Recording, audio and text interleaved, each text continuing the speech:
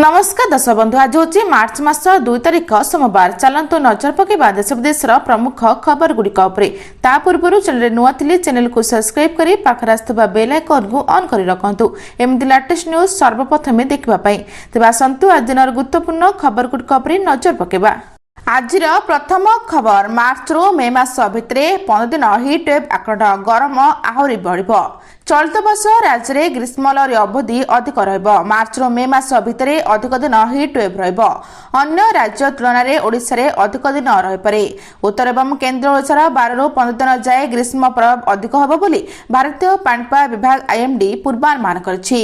IMD जारी करथिबा आकलन अनुसार मार्च रू मे मास जाए स्वाभाविक ठारू अधिक ताती रहिबो, किंतु देश में उत्तर पश्चिम भाग और केन्द्रीय भाग में तापमात्रा स्वाभाविक ठारू कम रहिबो। सेबले मार्च मासरे देशर अधिकांश स्थान में तापमात्रा स्वाभाविक ठारू कम रहिबो बोली जारी होतिबा विस्तारित आकलन रे कुआ जायछि। तेबे राज्य में गरम बढ़िबो, अधिकांश स्थान में भी तापमात्रा 2-3 डिग्री बढ़ी पारे। एबठारू तापमात्रा बढ़िबा सह प्रबल गरम अनुभूत होछि एवं आगकू दिन बेला असह्य गरम होब बोली पाणीपाग विभाग एभली आकलन करिछि।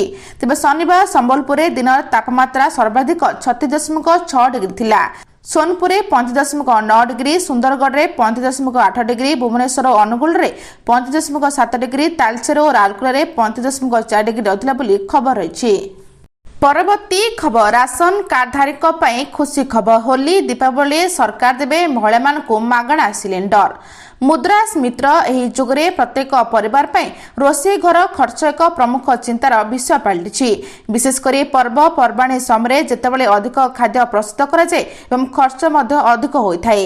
एपरी परिस्थिति दिल्लीर राशन कार्डधारी परिवार एक स्वतंत्र योजना आरंभ कर जहां राष्ट्रपति आनुष्ठानिक भाव में आरंभ करेंगे। यह पदक्षेप लक्ष लक्ष परिवार को आश्वस्ति प्रदान कर आशा कर तेज स्वतंत्र कार्यक्रम दिल्लीर समस्त राशन कार्ड परिवार को होली एवं दीपावली समय प्रति वर्ष 2टी मागणा सिलिंडर जोगादेवा योजना शुभारंभ कर।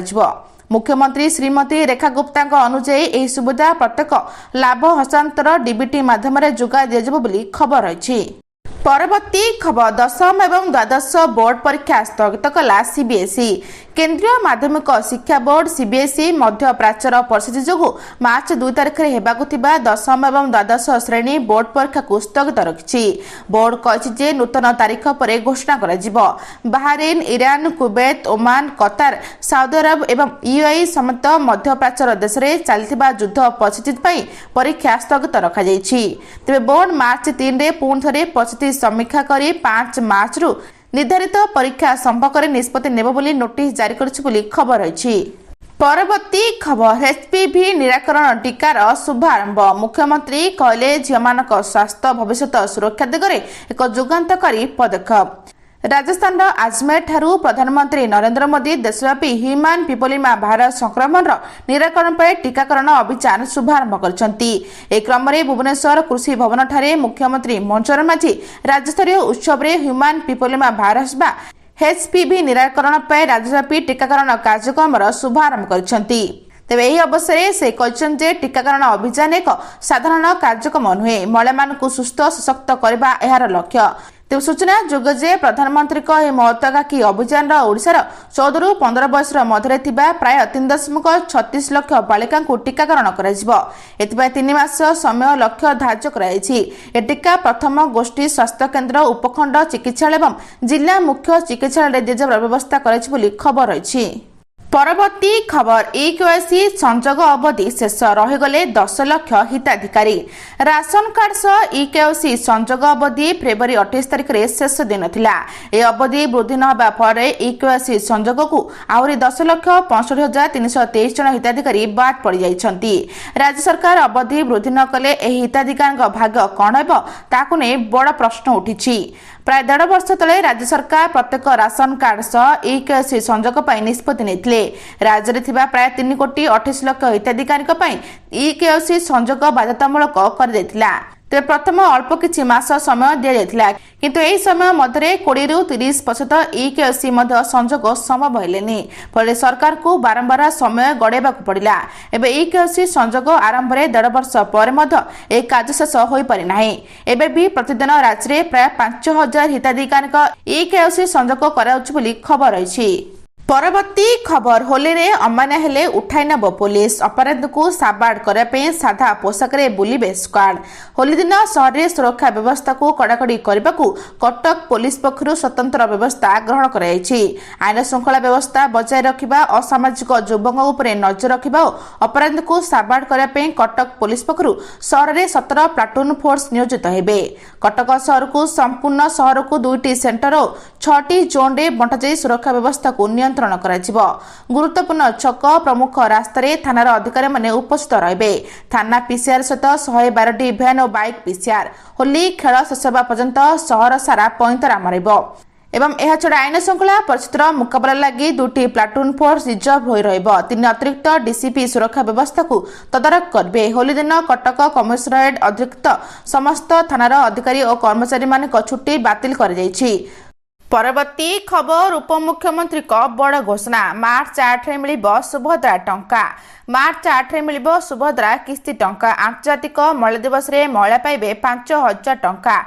योग्य हिताधिकारी को मिलिबो सुभद्रा चतुर्थ किस्ती। 1 कोटी अधिक महिला बैंक खाता को जीव 5000 कोटी बोली उपमुख्यमंत्री प्रभाती परिडा सूचना देइछंती। या पूर्व सुभद्रा योजना रे हिताधिकारी माने 3टी किस्ती मोट 15000 टंका सहायता राशि पाइछंती। तो सुभद्रा योजना रे प्रतिवर्ष हिताधिकारी को 2टी किस्ती 5000 लेखाएं मोट 10,000 टंका सहायता राशि प्रदान कर 2026 जनवरी 22 रे नूतन हिताधिकारी और बाद पड़ता हिताधिकारी को सुभद्रा टंका मिलता एवं 4,57,621 जन महिला को सुभद्रा टंका मिलता। नुआ पंजीकरण करथिबा 1,78,398 जन को सामिल कर देथिला। तृतीय किस्ती पाइथिले भी वैषयिक समस्या पई प्रथम और द्वितीय किस्ती बाद पड़ता 2,55,265 जन को सामिल करथिले बोली खबर रही। परवर्ती खबर ईरान इजराइल युद्ध पर छटपट होब भारत सहब बड़ क्षति साधारण लोकों को बाधिब महंगा माड़। ईरान उपरे अमेरिका एवं इजराइल एयर स्ट्राइक एवं तापरे ईरान प्रतिषेधमूलक कार्यानुष्ठान सारा विश्व को अचंबित करिछि। विश्व सबठारु शक्तिशाली समुद्र पथ हर्जमुन प्रणाली रे उत्तेजना एक संकटर परिस्थिति पहुंची जहाँ ह्रास पाइबार संभावना कम। तेबे हम्रुजर आंशिक अवरोध विश्व तैल बजार में हईचई सृष्टि करिछि जहाँ केवल उपसागरीय देश मानक नुहे बरं भारत भली प्रमुख आमदानीकारी देश मानक मध्य चिंतार पकाइछि। हम्रुज प्रणाली उपरे उड़ुथिबा क्षेपणास्त्र जोगु अनेक तैल टैंकर समुद्र यूटर्न नेछि।